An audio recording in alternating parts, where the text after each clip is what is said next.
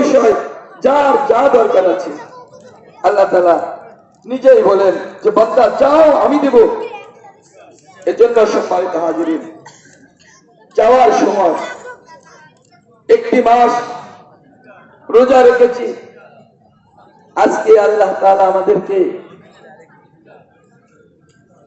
গুনাহ মাফ করে আল্লাহ রসুল বলেন এজন্য যেন ঠিক ওইভাবেই যেন গুনাহ মোচন করে যেন আমরা বাড়িতে যেতে পারি, বাড়িতে যাওয়ার পরেও যেন আর গুনার ভিতরে শামিল না হয়। অনেক সময় আমরা বুঝি না, না বোঝার কারণে গুনার বিষয়টাকে আমরা খুব মজাদার মনে করি, আনন্দ মনে করি, খুব ইন্টারেস্ট মনে করি। আসলে এটা না।